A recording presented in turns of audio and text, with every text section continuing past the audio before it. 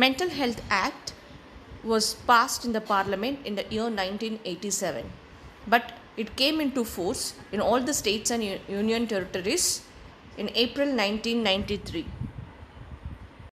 Reasons for enactment of Mental Health Act: destigmatization of mental illnesses, as it is curable practically when mental illnesses are diagnosed in early stages.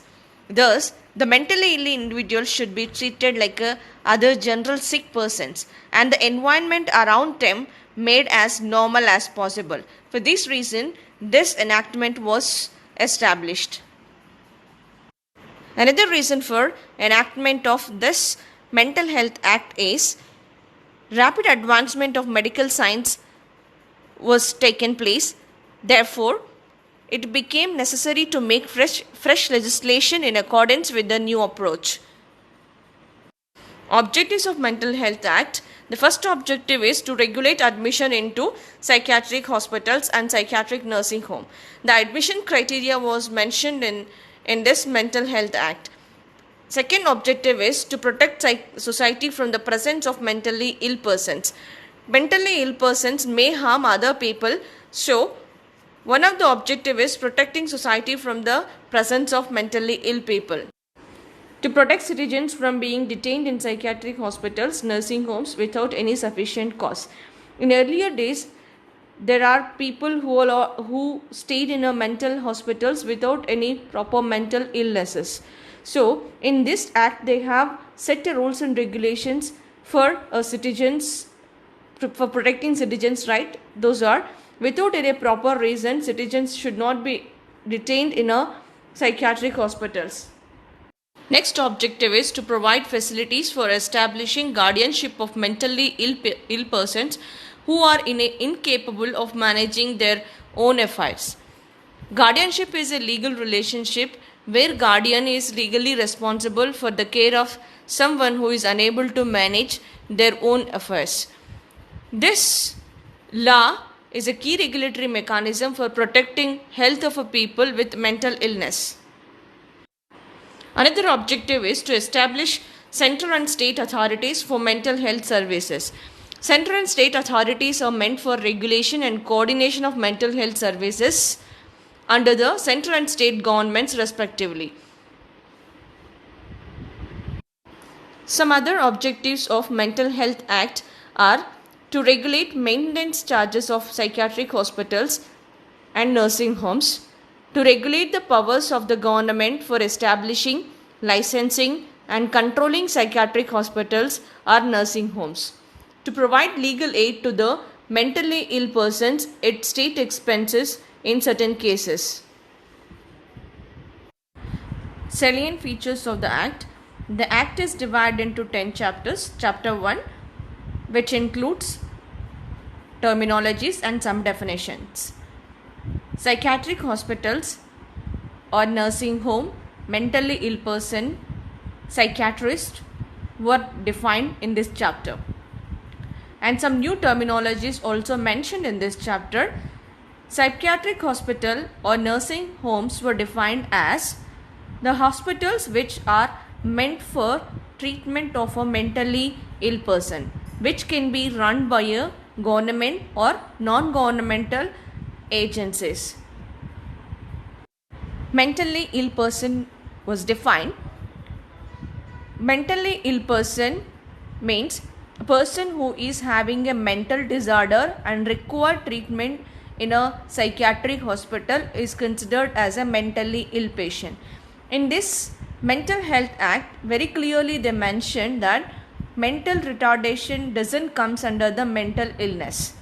Other than the mental disorder, any other mental illness, if a client is having and require treatment, that person is considered as a mentally ill person.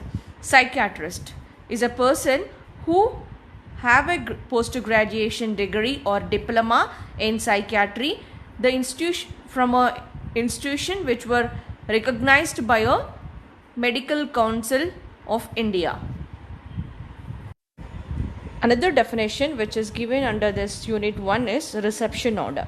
Reception order means it's nothing but a process of admission and detention of mentally ill person in psychiatric hospital or nursing home.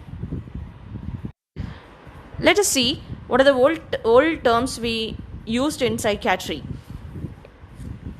In psychiatry, uh, in the olden days, they used to call hospitals as asylums, mentally ill person as a lunatic. Lunatic asylum means a psychiatric hospital. In this act, they have changed the terminologies which we use in a psychiatry. They changed lunatic asylums into the psychiatric hospitals.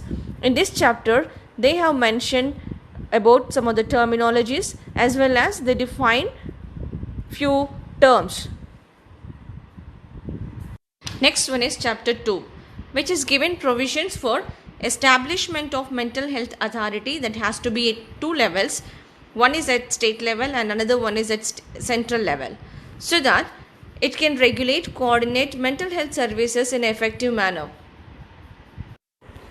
Chapter 3, it is meant for guidelines for establishment of the psychiatric hospital or nursing home. To get a license, what are the guidelines?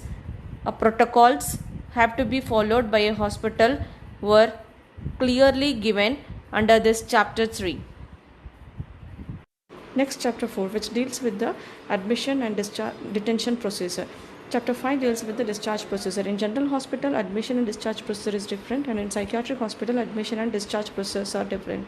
So, in this act, they have mentioned under the chapter 4 what are the procedures to be followed for admitting a client and detaining a client. Next, chapter 6, it's given provisions for establishment of guardianship of mentally ill person who are incapable of managing their own affairs.